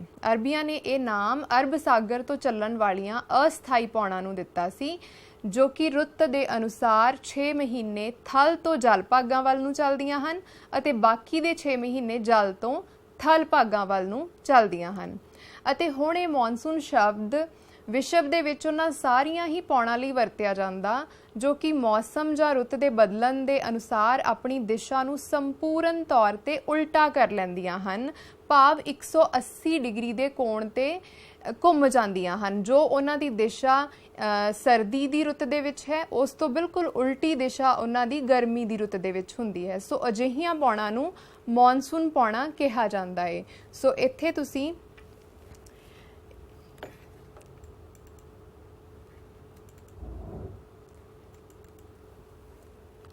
ਸੋ ਮੌਨਸੂਨ ਪੌਣਾ ਦਾ ਤੁਸੀਂ ਅਰਥ ਸਮਝ ਗਏ ਹੋਵੋਗੇ ਕਿ ਉਹ ਪੌਣਾ ਜਿਹੜੀਆਂ ਮੌਸਮ ਬਦਲਣ ਦੇ ਕਾਰਨ ਆਪਣੀ ਦਿਸ਼ਾ ਨੂੰ ਬਿਲਕੁਲ ਉਲਟਾ ਕਰ ਲੈਂਦੀਆਂ ਹਨ। ਸੋ ਹੁਣ ਅਸੀਂ ਗੱਲ ਕਰਦੇ ਹਾਂ ਭਾਰਤੀ ਮੌਨਸੂਨ ਦੀ। ਭਾਰਤੀ ਮੌਨਸੂਨ ਭਾਰਤ ਦੇ ਜਲਵਾਯੂ ਦਾ, ਭਾਰਤ ਦੇ ਮੌਸਮ ਦਾ ਇੱਕ ਬਹੁਤ ਅਹਿਮ ਹਿੱਸਾ ਹਨ। ਸੋ ਇੱਥੇ ਫਿਰ ਕਿਉਂਕਿ ਅਸੀਂ ਭਾਰਤ ਦੇ ਮੌਸਮ ਦੀ ਗੱਲ ਕਰ ਰਹੇ ਹਾਂ, ਭਾਰਤ ਦੇ ਜਲਵਾਯੂ ਦੀ ਨਾਲ ਸੰਬੰਧਿਤ ਗੱਲ ਕਰ ਰਹੇ ਹਾਂ, ਤਾਂ ਭਾਰਤ ਦੀ ਸਥਿਤੀ ਨੂੰ ਜਾਣਨਾ ਜ਼ਰੂਰੀ ਹੋਵੇਗਾ। ਤੁਸੀਂ ਜਾਣਦੇ ਹੋ ਵਿਦਿਆਰਥੀਓ ਕਿ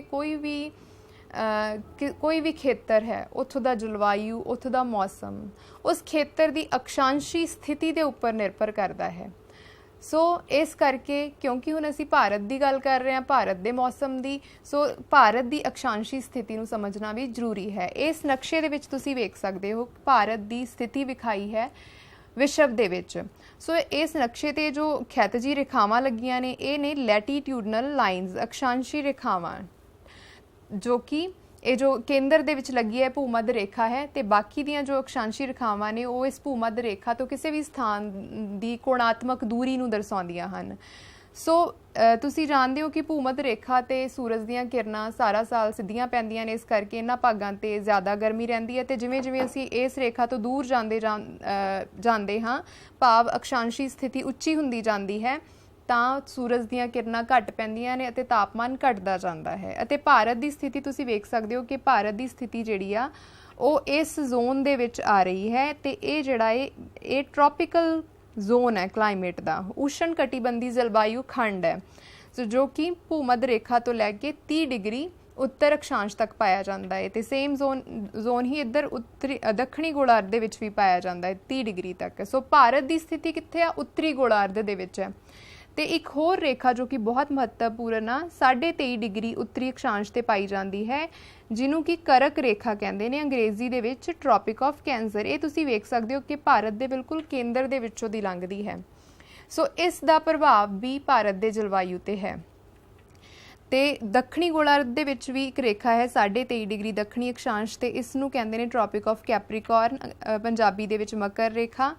ਸੋ ਇਹ ਜਿਹੜੀਆਂ 3 ਰੇਖਾਵਾਂ ਨੇ, ਟ੍ਰੋਪਿਕ ਆਫ ਕੈਂਸਰ, ਇਕੁਏਟਰ ਅਤੇ ਟ੍ਰੋਪਿਕ ਆਫ ਕੈਪਰੀਕੋਰਨ, ਕਰਕ ਰੇਖਾ, ਭੂਮੱਧ ਰੇਖਾ ਅਤੇ ਮਕਰ ਰੇਖਾ, ਇਹਨਾਂ ਦੀ ਬਹੁਤ ਮਹੱਤਤਾ ਹੈ। ਉਹ ਤਾਂ ਹੈ ਕਿ ਜਿਹੜੀ ਸੂਰਜ ਦੀ ਸਥਿਤੀ ਹੈ ਸਾਲ ਭਰ ਇਹਨਾਂ ਦੇ ਵਿਚਕਾਰ ਹੀ ਰਹਿੰਦੀ ਹੈ। ਸੋ ਇੱਥੇ ਤੁਸੀਂ ਲੋਕੇਸ਼ਨ ਸਮਝ ਗਏ ਹੋਵੋਗੇ ਭਾਰਤ ਦੀ। ਸੋ ਅੱਗੇ ਗੱਲ ਕਰਦੇ ਹਾਂ ਭਾਰਤੀ ਮੌਨਸੂਨ ਦੀ। ਭਾਰਤੀ ਜਿਹੜੀਆਂ ਮੌਨਸੂਨ ਪੌਣਾਂ ਨੇ ਇਹਨਾਂ ਨੂੰ 2 ਭਾਗਾਂ ਦੇ ਵਿੱਚ ਵੰਡ ਕੇ ਸਮਝਿਆ ਜਾਂਦਾ ਹੈ। ਇੱਕ ਨੇ ਦੱਖਣ ਪੱਛਮੀ ਜਾਂ ਗਰਮੀ ਦੀਆਂ ਮੌਨਸੂਨ ਪੌਣਾਂ, ਦੂਸਰੀਆਂ ਨੇ ਉੱਤਰ ਪੂਰਬੀ ਜਾਂ ਸਰਦੀ ਦੀਆਂ ਮੌਨਸੂਨ ਪੌਣਾਂ। ਸੋ ਭਾਰਤੀ ਮੌਨਸੂਨ ਪੌਣਾਂ ਸਰਦੀ ਦੀ ਰੁੱਤ ਦੇ ਵਿੱਚ ਥਲ ਭਾਗਾਂ ਤੋਂ ਜਲ ਭਾਗਾਂ ਵੱਲ ਨੂੰ ਚੱਲਦੀਆਂ ਹਨ ਅਤੇ ਗਰਮੀ ਦੀ ਰੁੱਤ ਦੇ ਵਿੱਚ ਜਲ ਭਾਗਾਂ ਤੋਂ ਥਲ ਭਾਗਾਂ ਵੱਲ ਨੂੰ ਚੱਲਦੀਆਂ ਹਨ। ਸੋ ਗਰਮੀ ਦੀ ਰੁੱਤ ਦੀਆਂ ਮੌਨਸੂਨ ਪੌਣਾਂ ਦੀ ਦਿਸ਼ਾ ਜੋ ਹੈ ਉਹ ਦੱਖਣ ਪੱਛਮੀ ਹੋਣ ਕਰਕੇ ਇਹਨਾਂ ਨੂੰ ਦੱਖਣ ਪੱਛਮੀ ਮੌਨਸੂਨ ਪੌਣਾਂ ਕਹਿੰਦੇ ਹਨ, ਅਤੇ ਸਰਦੀ ਦੀਆਂ ਮੌਨਸੂਨ ਪੌਣਾਂ ਦੀ ਦਿਸ਼ਾ ਉੱਤਰ ਪੂਰਬੀ ਹੋਣ ਕਰਕੇ ਇਹਨਾਂ ਨੂੰ ਉੱਤਰ ਪੂਰਬੀ ਮੌਨਸੂਨ ਪੌਣਾਂ ਕਹਿੰਦੇ ਹਨ, ਜੋ ਕਿ ਤੁਸੀਂ ਹੇਠ ਦਿੱਤੇ ਨਕਸ਼ਿਆਂ ਦੇ ਵਿੱਚ ਵੇਖ ਸਕਦੇ ਹੋ। ਸੋ ਇਸ ਸਾਈਡ ਤੇ ਇਹ ਨਾਰਥ ਈਸਟ ਮੌਨਸੂਨ ਵਿੰਡਸ ਨੇ ਜੋ ਸਰਦੀ ਦੀ ਰੁੱਤ ਦੇ ਵਿੱਚ ਚੱਲਦੀਆਂ ਨੇ ਉੱਤਰ ਪੂਰਬ ਦਿਸ਼ਾ ਤੋਂ। ਸੋ ਇਹਨਾਂ ਦੀ ਦਿਸ਼ਾ ਤੁਸੀਂ ਵੇਖ ਸਕਦੇ ਹੋ ਕਿ ਥਲ ਭਾਗਾਂ ਤੋਂ ਜਲ ਭਾਗਾਂ ਵੱਲ ਨੂੰ ਅਤੇ ਉੱਤਰ ਪੂਰਬ ਦਿਸ਼ਾ ਤੋਂ ਚੱਲ ਰਹੀਆਂ ਨੇ। ਇੱਧਰ ਨਾਰਥ ਹੈ, ਸਾਊਥ, ਈਸਟ, ਵੈਸਟ। ਸੋ ਨਾਰਥ ਤੇ ਈਸਟ ਦੇ ਵਿਚਕਾਰ ਇਹ ਦਿਸ਼ਾ ਹੈ ਨਾਰਥ ਈਸਟ, ਜਿਹਨੂੰ ਪੰਜਾਬੀ 'ਚ ਉੱਤਰ ਪੂਰਬ ਕਹਿੰਦੇ ਹਨ। ਸੋ ਇਸ ਤਰ੍ਹਾਂ ਇਹਨਾਂ ਦਾ ਨਾਮ ਪਿਆ ਹੈ ਉੱਤਰ ਪੂਰਬੀ ਸਰਦੀ ਦੀਆਂ ਮੌਨਸੂਨ ਪੌਣਾਂ, ਜੋ ਕਿ ਅਕਤੂਬਰ ਤੋਂ ਮਾਰਚ ਮਹੀਨੇ ਤੱਕ ਚੱਲਦੀਆਂ ਹਨ, ਭਾਵ ਸਰਦੀ ਦੀ ਰੁੱਤ ਦੇ ਵਿੱਚ ਚੱਲਦੀਆਂ ਹਨ। ਅਤੇ ਦੂਸਰੇ ਹੱਥੇ ਨੇ ਸਾਊਥ ਵੈਸਟ ਮੌਨਸੂਨਸ, ਜੋ ਅਪ੍ਰੈਲ ਤੋਂ ਸਤੰਬਰ ਮਹੀਨੇ ਤੱਕ ਚੱਲਦੀਆਂ ਨੇ, ਜਿਸ ਸਮੇਂ ਭਾਰਤ ਵਿੱਚ ਗਰਮੀ ਦੀ ਰੁੱਤ ਹੁੰਦੀ ਹੈ। ਤੇ ਇਹ ਪੌਣਾਂ ਤੁਸੀਂ ਵੇਖ ਸਕਦੇ ਹੋ ਕਿ ਜਲ ਤੋਂ ਥਲ ਭਾਗਾਂ ਵੱਲ ਨੂੰ ਚੱਲਦੀਆਂ ਹਨ ਤੇ ਇਹਨਾਂ ਦੀ ਦਿਸ਼ਾ ਹੈ ਸਾਊਥ ਵੈਸਟ, ਜੋ ਕਿ ਸਾਊਥ ਤੇ ਵੈਸਟ ਦੇ ਵਿਚਕਾਰ ਹੁੰਦੀ ਹੈ। ਸੋ ਇਸ ਕਰਕੇ ਹੀ ਇਹਨਾਂ ਨੂੰ ਦੱਖਣ ਪੱਛਮੀ ਜਾਂ ਸਾਊਥ ਈਸਟ ਮੌਨਸੂਨ ਵਿੰਡਸ ਕਿਹਾ ਜਾਂਦਾ ਹੈ। ਸੋ ਦੱਖਣ ਪੱਛਮੀ ਮੌਨਸੂਨ ਪੌਣਾਂ ਜਿਹੜੀਆਂ ਨੇ, ਇਹਨਾਂ ਦਾ ਆਗਮਨ ਜੋ ਹੈ ਭਾਰਤ ਦੇ ਵਿੱਚ ਉਹ ਜੂਨ ਮਹੀਨੇ ਦੇ ਵਿੱਚ ਸ਼ੁਰੂ ਹੋ ਜਾਂਦਾ ਹੈ ਅਤੇ ਲਗਭਗ ਸਤੰਬਰ ਮਹੀਨੇ ਤੱਕ ਬਰਕਰਾਰ ਰਹਿੰਦਾ ਹੈ। ਇਸ ਸਮੇਂ ਦੌਰਾਨ ਪੂਰੇ ਦੇਸ਼ ਦੀ ਜੋ ਸਾਲਾਨਾ ਵਰਖਾ ਹੈ ਉਹਦਾ 90% ਭਾਗ ਇਸ ਸਮੇਂ ਦੌਰਾਨ ਹੁੰਦਾ ਹੈ। ਇਸ ਸਮੇਂ ਸੂਰਜ ਜੋ ਹੈ ਉਹ ਸਿੱਧਾ ਕਰਕ ਰੇਖਾ ਦੇ ਉੱਪਰ ਟ੍ਰੋਪਿਕ ਆਫ ਕੈਂਸਰ ਦੇ ਉੱਪਰ ਚਮਕ ਰਿਹਾ ਹੁੰਦਾ ਹੈ, ਜਿਸ ਦੇ ਨਤੀਜੇ ਵਜੋਂ ਇਹ ਜੋ ਭੂਮੱਧ ਰੇਖਾ ਤੇ ਪਾਈ ਜਾਣ ਵਾਲੀ ਨਿਮਨ ਵਾਯੂ ਦਾ ਪੇਟੀ ਹੈ ਇਹ ਖਿਸਕ ਕੇ ਉੱਤਰ ਵੱਲ ਨੂੰ ਚਲੀ ਜਾਂਦੀ ਹੈ। ਇਸ ਨੂੰ ITCZ ਵੀ ਕਹਿੰਦੇ ਹਨ, ਇੰਟਰ ਟ੍ਰੋਪਿਕਲ ਕਨਵਰਜੈਂਸ ਜ਼ੋਨ, ਜਿੱਥੇ ਕਿ ਇਹ ਉੱਤਰੀ ਪੂਰਬੀ ਵਪਾਰਕ ਪੌਣਾ ਤੇ ਦੱਖਣ ਪੱਛਮੀ ਵਪਾਰਕ ਪੌਣਾ ਜਾ ਕੇ ਕਨਵਰਜ ਹੁੰਦੀਆਂ ਹਨ ਇਸ ਪੇਟੀ ਤੇ। ਸੋ ਇਸ ਕਰਕੇ ਇਹਨੂੰ ਇੰਟਰ ਟ੍ਰੋਪਿਕਲ ਕਨਵਰਜੈਂਸ ਜ਼ੋਨ ਕਹਿੰਦੇ ਨੇ। ਸੋ ਕਿਉਂਕਿ ਹੁਣ ਸੂਰਜ ਜਿਹੜਾ ਹੈ ਉਹਦੀ ਸਥਿਤੀ ਇੱਥੇ ਹੈ ਉੱਤਰ ਦੇ ਵਿੱਚ, ਤਾਂ ਇਹ ਪੇਟੀ ਖਿਸਕ ਕੇ ਇਸ ਭਾਗ ਤੇ ਆ ਜਾਂਦੀ ਹੈ। ਸੋ ਭਾਰਤ ਦੇ ਬਿਲਕੁਲ ਉੱਤਰ ਦੇ ਵਿੱਚ ਇਹਦੀ ਸਥਿਤੀ ਹੋ ਜਾਂਦੀ ਹੈ ਇਸ ਪੇਟੀ ਦੀ। ਸੋ ਇਸ ਦੇ ਨਤੀਜੇ ਵਜੋਂ ਕੀ ਹੁੰਦਾ ਹੈ, ਇਸ ਨਕਸ਼ੇ ਦੇ ਵਿੱਚ ਵੀ ਤੁਸੀਂ ਵੇਖ ਸਕਦੇ ਹੋ, ਇਹ ਜੋ ਚਿੱਟੇ ਰੰਗ ਦੀ ਰੇਖਾ ਲੱਗੀ ਹੈ ਖਿਸਕੀ ਹੋਈ ITCZ ਵਿਖਾਈ ਹੈ, ਜੋ ਕਿ ਜੂਨ ਮਹੀਨੇ ਦੇ ਵਿੱਚ ਖਿਸਕ ਕੇ ਉੱਤਰ ਵੱਲ ਨੂੰ ਚਲੀ ਗਈ ਹੈ, ਜੋ ਕਿ ਆਮ ਤੌਰ ਤੇ ਭੂਮੱਧ ਰੇਖਾ ਤੇ ਭਾਵ ਇਸ ਖੇਤਰ ਤੇ ਪਾਈ ਜਾਂਦੀ ਹੈ। ਸੋ ਜਿਵੇਂ ਹੀ ਇਹ ਪੇਟੀ ਜੂਨ ਮਹੀਨੇ ਦੇ ਵਿੱਚ ਇੱਥੇ ਖਿਸਕਦੀ ਹੈ, ਭਾਵ ਇੱਥੇ ਜੋ ਹੈ ਬਹੁਤ ਨਿਮਨ ਵਾਯੂ ਦਾਬ ਦੀ ਸਥਿਤੀ ਪੈਦਾ ਹੋ ਜਾਂਦੀ ਹੈ, ਲੋ ਪ੍ਰੈਸ਼ਰ ਹੋ ਜਾਂਦਾ ਹੈ, ਹਵਾ ਦਾ ਦਬਾਅ ਘਟ ਜਾਂਦਾ ਹੈ, ਕਿਉਂਕਿ ਇਹ ਭਾਗ ਜਿਹੜੇ ਨੇ ਵਧੇਰੇ ਗਰਮ ਹੋ ਜਾਂਦੇ ਨੇ। ਖਾਸ ਕਰਕੇ ਭਾਰਤ ਦੇ ਜੇ ਉੱਤਰ ਦੇ ਵਿੱਚ ਇਹ ਜੋ ਤਿੱਬਤ ਦੀ ਪਠਾਰ ਹੈ, ਸੋ ਇਹ ਵਧੇਰੇ ਗਰਮ ਹੋ ਜਾਂਦੀ ਹੈ ਤੇ ਇੱਥੇ ਲੋ ਪ੍ਰੈਸ਼ਰ, ਹਵਾ ਦਾ ਦਬਾਅ ਘਟ ਜਾਂਦਾ। ਨਤੀਜੇ ਵਜੋਂ ਇਹ ਦੱਖਣੀ ਗੋਲਾਰਧ ਦੇ ਵਿੱਚ ਜੋ ਪੌਣਾ ਪ੍ਰੀਵੇਲਿੰਗ ਵਿੰਡਸ ਚੱਲਦੀਆਂ ਨੇ ਸਾਊਥ ਈਸਟ ਦੱਖਣ ਪੂਰਬੀ ਵਪਾਰਕ ਪੌਣਾ, ਜੋ ਇਸ ਦਿਸ਼ਾ ਦੇ ਵਿੱਚ ਚੱਲਦੀਆਂ ਨੇ ਆਮ ਤੌਰ ਤੇ, ਉਹ ਫਿਰ ਇਸ ਪੇਟੀ ਵੱਲ ਨੂੰ ਖਿੱਚੀਆਂ ਚਲੀਆਂ ਜਾਂਦੀਆਂ ਨੇ ਅਤੇ ਉਹ ਭੂਮੱਧ ਰੇਖਾ ਨੂੰ ਪਾਰ ਕਰ ਜਾਂਦੀਆਂ ਨੇ। ਜਿਵੇਂ ਹੀ ਉਹ ਭੂਮੱਧ ਰੇਖਾ ਨੂੰ ਪਾਰ ਕਰਦੀਆਂ ਨੇ ਤਾਂ ਉਹ ਆਪਣੇ ਸੱਜੇ ਹੱਥ ਮੁੜ ਜਾਂਦੀਆਂ ਨੇ, ਸੱਜੇ ਹੱਥ ਕ੍ਰਿਓਲਿਸ ਬਲ ਦੇ ਕਾਰਨ, ਤੇ ਉਹਨਾਂ ਦੀ ਜਿਹੜੀ ਸਥਿਤੀ ਹੈ, ਉਹਨਾਂ ਦੀ ਜਿਹੜੀ ਦਿਸ਼ਾ ਹੈ ਉਹ ਦੱਖਣ ਪੱਛਮ ਹੋ ਜਾਂਦੀ ਹੈ, ਸਾਊਥ ਵੈਸਟ। ਤੇ ਇਸ ਤਰ੍ਹਾਂ ਫਿਰ ਉਹ ਸਾਗਰੀ ਸਫ਼ਰ ਤੈਅ ਕਰਦੀਆਂ ਹੋਈਆਂ ਭਾਰਤ ਦੇ ਵਿੱਚ ਪ੍ਰਵੇਸ਼ ਕਰਦੀਆਂ ਨੇ। ਕਿਉਂਕਿ ਉਹ ਸਾਗਰੀ ਸਫ਼ਰ ਤੈਅ ਕਰਕੇ ਆਉਂਦੀਆਂ ਨੇ, ਇਸ ਕਰਕੇ ਨਮੀ ਦੇ ਨਾਲ ਭਰਪੂਰ ਹੁੰਦੀਆਂ ਨੇ। ਸੋ ਇਸ ਕਰਕੇ ਭਾਰਤ ਦੇ ਵਿੱਚ ਵਰਖਾ ਦਾ ਕਾਰਨ ਬਣਦੀਆਂ ਹਨ। ਸੋ ਇਸ ਤਰ੍ਹਾਂ ਗਰਮੀ ਦੀਆਂ ਮੌਨਸੂਨ ਪੌਣਾਂ ਜਿਹੜੀਆਂ ਨੇ ਉਹ ਭਾਰਤ ਦੇ ਵਿੱਚ ਵਰਖਾ ਕਰਦੀਆਂ ਹਨ। ਉਸ ਤੋਂ ਬਾਅਦ ਆਪਾਂ ਗੱਲ ਕਰਦੇ ਹਾਂ ਉੱਤਰ ਪੂਰਬੀ ਮੌਨਸੂਨ ਪੌਣਾ ਜਾਂ ਸਰਦੀ ਦੀਆਂ ਮੌਨਸੂਨ ਪੌਣਾ ਦੀ। ਸੋ ਇਹ ਪੌਣਾ ਜਿਹੜੀਆਂ ਨੇ ਇਹ ਸਤੰਬਰ ਮਹੀਨੇ ਦੇ ਵਿੱਚ ਪੂਰੀ ਤਰ੍ਹਾਂ ਗਰਮੀ ਦੀਆਂ ਮੌਨਸੂਨ ਪੌਣਾ ਜਿਹੜੀਆਂ ਨੇ ਭਾਰਤ ਦੇ ਵਿੱਚੋਂ ਵਾਪਸ ਚਲੀਆਂ ਜਾਂਦੀਆਂ ਹਨ ਅਤੇ ਸਥਿਤੀ ਜਿਹੜੀ ਹੈ ਸੂਰਜ ਦੀ ਉਹ ਦੱਖਣ ਵੱਲ ਨੂੰ ਹੋ ਜਾਂਦੀ ਹੈ ਸਤੰਬਰ ਦੇ ਵਿੱਚ ਭੂ-ਮੱਧ ਰੇਖਾ ਤੇ, ਅਤੇ ਹੌਲੀ ਹੌਲੀ 22 ਦਸੰਬਰ ਨੂੰ ਦੱਖਣੀ ਗੋਲਾ ਅਰਧ ਦੇ ਵਿੱਚ ਸੂਰਜ ਦੀ ਸਥਿਤੀ ਹੋ ਜਾਂਦੀ ਹੈ ਮਕਰ ਰੇਖਾ ਦੇ ਉੱਪਰ। ਨਤੀਜੇ ਵਜੋਂ ਭਾਰਤ ਦਾ ਜਿਹੜਾ ਇਹ ਭਾਗ ਹੈ ਉੱਤਰੀ ਭਾਗ ਤੇ ਖਾਸ ਕਰਕੇ ਇੱਥੇ ਤਿੱਬਤ ਦੀ ਪਠਾਰ ਜੋ ਹੈ ਇਹ ਭਾਗ ਵਧੇਰੇ ਠੰਡਾ ਹੋ ਜਾਂਦਾ ਹੈ ਅਤੇ ਇੱਥੇ ਉੱਚ ਵਾਯੂ ਦਾਬ ਹਾਈ ਪ੍ਰੈਸ਼ਰ ਬਣ ਜਾਂਦਾ ਹੈ, ਜਦਕਿ ਦੱਖਣ ਦੇ ਵਿੱਚ ਇਹ ਜੋ ਹਿੰਦ ਮਹਾਸਾਗਰ ਵਾਲਾ ਭਾਗ ਹੈ ਅਤੇ ਇਸ ਦਾ ਜੋ ਦੱਖਣੀ ਭਾਗ ਹੈ ਜੋ ਦੱਖਣੀ ਗੋਲਾ ਅਰਧ ਦੇ ਵਿੱਚ ਹੈ ਸੋ ਉਹ ਭਾਗ ਵਧੇਰੇ ਗਰਮ ਹੋ ਜਾਂਦਾ ਹੈ ਤੇ ਉੱਥੇ ਲੋ ਪ੍ਰੈਸ਼ਰ ਹੋ ਜਾਂਦਾ ਹੈ। ਨਤੀਜੇ ਵਜੋਂ ਇਹ ਪੌਣਾ ਜਿਹੜੀਆਂ ਨੇ ਇਹ ਹਾਈ ਪ੍ਰੈਸ਼ਰ ਤੋਂ ਲੋ ਪ੍ਰੈਸ਼ਰ ਵੱਲ ਨੂੰ ਚੱਲਣ ਲੱਗ ਜਾਂਦੀਆਂ ਹਨ ਕਿਉਂਕਿ ਇਹ ਉੱਤਰੀ ਗੋਲਾ ਅਰਧ ਦੇ ਵਿੱਚ ਚੱਲ ਰਹੀਆਂ ਨੇ, ਇਸ ਕਰਕੇ ਆਪਣੇ ਸੱਜੇ ਹੱਥ ਮੁੜ ਜਾਂਦੀਆਂ ਹਨ ਅਤੇ ਇਹਨਾਂ ਦੀ ਦਿਸ਼ਾ ਜਿਹੜੀ ਹੈ ਉੱਤਰ ਪੂਰਬ ਹੋ ਜਾਂਦੀ ਹੈ ਅਤੇ ਉੱਤਰ ਪੂਰਬ ਤੋਂ ਇਹ ਚੱਲਦੀਆਂ ਹਨ, ਇਸ ਕਰਕੇ ਇਹਨਾਂ ਨੂੰ ਉੱਤਰ ਪੂਰਬੀ ਸਰਦੀ ਦੀਆਂ ਮੌਨਸੂਨ ਪੌਣਾ ਕਿਹਾ ਜਾਂਦਾ ਹੈ। ਹੁਣ ਕਿਉਂਕਿ ਇਹ ਪੌਣਾ ਜਿਹੜੀਆਂ ਨੇ ਥਲ ਭਾਗਾਂ ਤੋਂ ਜਲ ਭਾਗਾਂ ਵੱਲ ਨੂੰ ਚੱਲਦੀਆਂ ਹਨ ਤਾਂ ਕਰਕੇ ਇਹ ਖੁਸ਼ਕ ਹੁੰਦੀਆਂ ਹਨ, ਇਸ ਕਰਕੇ ਇਹ ਵਰਖਾ ਦਾ ਕਾਰਨ ਨਹੀਂ ਬਣਦੀਆਂ। ਸੋ ਭਾਰਤ ਦੇ ਵਿੱਚ ਕੇਵਲ ਇੱਕ ਹੀ ਰਾਜ ਦੇ ਵਿੱਚ ਸਰਦੀ ਦੀਆਂ ਮੌਨਸੂਨ ਪੌਣਾ ਰਾਹੀਂ ਵਰਖਾ ਹੁੰਦੀ ਹੈ, ਉਹ ਹੈ ਤਾਮਿਲਨਾਡੂ, ਜੋ ਕਿ ਤੁਸੀਂ ਇੱਥੇ ਵੇਖ ਸਕਦੇ ਹੋ ਨਕਸ਼ੇ ਦੇ ਵਿੱਚ। ਸੋ ਇੱਥੇ ਵਰਖਾ ਕਿਉਂ ਹੁੰਦੀ ਹੈ ਤੁਸੀਂ ਵੇਖੋ ਕਿ ਇਹ ਜਿਹੜਾ ਭਾਗ ਹੈ ਇਹ ਜਿਹੜੇ ਤੀਰ ਕਮਾਨ ਤੁਸੀਂ ਲੱਗੇ ਵੇਖ ਰਹੇ ਹੋ ਇਹ ਵਾਪਸ ਮੁੜ ਰਹੀਆਂ ਜਾਂ ਇਹ ਸਰਦੀ ਦੀਆਂ ਮੌਨਸੂਨ ਪੌਣਾ ਨੇ, ਉੱਤਰ ਪੂਰਬੀ ਮੌਨਸੂਨ ਪੌਣਾ। ਸੋ ਇਹਨਾਂ ਦੀ ਤੁਸੀਂ ਵੇਖੋ ਕਿ ਇੱਕ ਸ਼ਾਖਾ ਜਿਹੜੀ ਹੈ ਇਹ ਇੱਥੇ ਬੰਗਾਲ ਦੀ ਖਾੜੀ ਤੋਂ ਲੰਘ ਰਹੀ ਹੈ, ਭਾਰਤ ਦੇ ਪੂਰਬ ਦੇ ਵਿੱਚ ਜੋ ਬੰਗਾਲ ਦੀ ਖਾੜੀ ਹੈ ਸੋ ਇੱਥੋਂ ਲੰਘ ਰਹੀ ਹੈ ਤਾਂ ਜਿਵੇਂ ਹੀ ਉਹ ਇੱਥੋਂ ਲੰਘਦੀਆਂ ਨੇ ਤਾਂ ਆਪਣੇ ਵਿੱਚ ਨਮੀ ਭਰ ਲੈਂਦੀਆਂ ਨੇ। ਸੋ ਜ਼ਾਹਿਰ ਜੀ ਗੱਲ ਹੈ ਕਿ ਜਲ ਭਾਗ ਹੈ, ਜਲ ਭਾਗ ਤੇ ਵਧੇਰੇ ਵਾਸ਼ਪੀਕਰਨ ਦੀ ਕਿਰਿਆ ਹੁੰਦੀ ਹੈ ਇਵੈਪੋਰੇਸ਼ਨ। ਸੋ ਨਤੀਜੇ ਵਜੋਂ ਹਵਾ ਦੇ ਵਿੱਚ ਜਲ ਵਾਸ਼ਪ ਸਮਾ ਜਾਂਦੇ ਹਨ, ਨਮੀ ਸਮਾ ਜਾਂਦੀ ਹੈ। ਸੋ ਇਸ ਤਰ੍ਹਾਂ ਇਹ ਨਮੀ ਦੇ ਨਾਲ ਭਰ ਜਾਂਦੀਆਂ ਨੇ ਜਦੋਂ ਬੰਗਾਲ ਦੀ ਖਾੜੀ ਤੋਂ ਲੰਘਦੀਆਂ ਹਨ ਅਤੇ ਜਦੋਂ ਅਗਾਂਹ ਨੂੰ ਜਾਂਦੀਆਂ ਨੇ ਤਾਂ ਇਹ ਤਮਿਲਨਾਡੂ ਰਾਜ ਦੇ ਉੱਪਰੋਂ ਦੀ ਲੰਘਦੀਆਂ ਹਨ, ਵਿੱਚੋਂ ਦੀ ਲੰਘਦੀਆਂ ਹਨ। ਸੋ ਉੱਥੇ ਫਿਰ ਇਹਨਾਂ ਦੇ ਨਤੀਜੇ ਵਜੋਂ ਵਰਖਾ ਹੁੰਦੀ ਹੈ। ਸੋ ਇਹ ਵੀ ਇੱਕ ਧਿਆਨ ਦੇਣ ਯੋਗ ਗੱਲ ਹੈ, ਇੱਕ ਬਹੁਤ ਹੀ ਅੱਛਾ ਪੁਆਇੰਟ ਹੈ ਕਿ ਜੋ ਭਾਰਤ ਦੀਆਂ ਉੱਤਰ ਪੂਰਬੀ ਸਰਦੀ ਦੀਆਂ ਮੌਨਸੂਨ ਪੌਣਾ ਨੇ ਉਹ ਆਮ ਕਰਕੇ ਭਾਰਤ ਦੇ ਕਿਸੇ ਰਾਜ ਦੇ ਵਿੱਚ ਵਰਖਾ ਨਹੀਂ ਕਰਦੀਆਂ, ਖੁਸ਼ਕ ਹੁੰਦੀਆਂ ਹਨ, ਪਰੰਤੂ ਉਹਨਾਂ ਰਾਹੀਂ ਕੇਵਲ ਇੱਕ ਰਾਜ ਦੇ ਵਿੱਚ ਹੀ ਵਰਖਾ ਹੁੰਦੀ ਹੈ, ਉਹ ਹੈ ਤਾਮਿਲਨਾਡੂ ਰਾਜ। ਸੋ ਇਸ ਤਰ੍ਹਾਂ ਇਹ ਜੋ ਪੌਣਾ ਜੋ ਸਰਦੀ ਦੀ ਰੁੱਤ ਦੇ ਵਿੱਚ ਥਲ ਤੋਂ ਜਲ ਭਾਗਾਂ ਵੱਲ ਨੂੰ ਚੱਲਦੀਆਂ ਹਨ ਅਤੇ ਉੱਤਰ ਪੂਰਬ ਦਿਸ਼ਾ ਤੋਂ ਚੱਲਦੀਆਂ ਹਨ, ਇਹਨਾਂ ਨੂੰ ਉੱਤਰ ਪੂਰਬੀ ਸਰਦੀ ਦੀਆਂ ਮੌਨਸੂਨ ਪੌਣਾ ਕਿਹਾ ਜਾਂਦਾ ਹੈ। ਸੋ ਇਹ ਸੀ ਭਾਰਤ ਦੀਆਂ ਦੱਖਣ ਪੱਛਮੀ ਗਰਮੀ ਦੀਆਂ ਮੌਨਸੂਨ ਪੌਣਾ ਦੇ ਬਾਰੇ ਦੇ ਵਿੱਚ ਬਹੁਤ ਹੀ ਸਧਾਰਨ ਜਿਹਾ ਕਨਸੈਪਟ ਅਤੇ ਉੱਤਰ ਪੂਰਬੀ ਸਰਦੀ ਦੀਆਂ ਪੌਣਾ ਬਾਰੇ ਵਿੱਚ ਵੀ। ਸੋ ਵਿਦਿਆਰਥੀਓ ਉਮੀਦ ਕਰਦੀ ਹਾਂ ਤੁਹਾਨੂੰ ਇਹ ਸਮਝ ਲੱਗਾ ਹੋਵੇਗਾ। ਇੱਥੇ ਤੁਸੀਂ ਸਿਰਫ ਇਹੀ ਧਿਆਨ ਰੱਖਣਾ ਹੈ ਕਿ ਅਸਲ ਦੇ ਵਿੱਚ ਇਹਨਾਂ ਪੌਣਾ ਦੇ ਚੱਲਣ ਦਾ ਕਾਰਨ ਜਾਂ ਇਹਨਾਂ ਦੀ ਦਿਸ਼ਾ ਦੇ ਵਿੱਚ ਪਰਿਵਰਤਨ ਦਾ ਕਾਰਨ ਥਲ ਭਾਗਾਂ ਅਤੇ ਜਲ ਭਾਗਾਂ ਦੇ ਗਰਮ ਹੋਣ ਦੀ ਪ੍ਰਵਿਰਤੀ ਹੀ ਹੈ। ਸੋ ਸਰਦੀ ਦੀ ਰੁੱਤ ਦੇ ਵਿੱਚ ਜੋ ਥਲ ਭਾਗ ਨੇ ਏਸ਼ੀਆ ਦੇ ਜਾਂ ਭਾਰਤ ਦੇ ਉੱਤਰੀ ਭਾਗ ਨੇ ਇਹ ਵਧੇਰੇ ਠੰਡੇ ਹੋ ਜਾਂਦੇ ਹਨ, ਜਿਹਦੇ ਕਰਕੇ ਜੋ ਹਵਾ ਦਾ ਦਬਾਅ ਹੈ ਉੱਚਾ ਹੋ ਜਾਂਦਾ ਹੈ, ਜਦਕਿ ਇਹਦੇ ਦੱਖਣ ਦੇ ਵਿੱਚ ਜੋ ਸਾਗਰੀ ਭਾਗ ਹੈ ਉੱਥੇ ਹਵਾ ਦਾ ਦਬਾਅ ਨੀਵਾਂ ਹੁੰਦਾ ਹੈ ਕਿਉਂਕਿ ਉਹ ਉਹਨਾਂ ਦੇ ਮੁਕਾਬਲੇ ਗਰਮ ਹੁੰਦੇ ਹਨ। ਸੋ ਇਸ ਕਰਕੇ ਸਰਦੀ ਦੀ ਰੁੱਤ ਦੇ ਵਿੱਚ ਪੌਣਾ ਇਹਨਾਂ ਥਲ ਭਾਗਾਂ ਤੋਂ ਜਲ ਭਾਗਾਂ ਵੱਲ ਨੂੰ ਚੱਲਦੀਆਂ ਹਨ ਅਤੇ ਗਰਮੀ ਦੀ ਰੁੱਤ ਦੇ ਵਿੱਚ ਸਥਿਤੀ ਉਲਟ ਹੁੰਦੀ ਹੈ। ਗਰਮੀ ਦੇ ਵਿੱਚ ਇਹ ਥਲ ਭਾਗ ਵਧੇਰੇ ਗਰਮ ਹੋਣ ਕਰਕੇ ਇੱਥੇ ਨੀਵਾਂ ਹਵਾ ਦਾ ਦਬਾਅ ਹੋ ਜਾਂਦਾ ਹੈ, ਲੋ ਪ੍ਰੈਸ਼ਰ ਹੋ ਜਾਂਦਾ ਹੈ, ਜਦਕਿ ਸਾਗਰੀ ਭਾਗ ਦੇ ਵਿੱਚ ਉਹਨਾਂ ਦੇ ਮੁਕਾਬਲੇ ਤਾਪਮਾਨ ਘੱਟ ਹੁੰਦਾ ਹੈ, ਸੋ ਉੱਚਾ ਵਾਯੂ ਦਾਬ ਹੁੰਦਾ ਹੈ। ਇਸ ਕਰਕੇ ਗਰਮੀ ਦੇ ਵਿੱਚ ਸਾਗਰੀ ਭਾਗਾਂ ਤੋਂ ਇਹਨਾਂ ਥਲ ਭਾਗਾਂ ਵੱਲ ਨੂੰ ਪੌਣਾ ਚੱਲਦੀਆਂ ਹਨ। ਸੋ ਅੱਜ ਦੇ ਇਸ ਸੈਸ਼ਨ ਦੇ ਵਿੱਚ ਇੰਨਾ ਹੀ। ਉਮੀਦ ਕਰਦੀ ਹਾਂ ਤੁਹਾਨੂੰ ਸਮਝ ਲੱਗਾ ਹੋਵੇਗਾ। ਧੰਨਵਾਦ।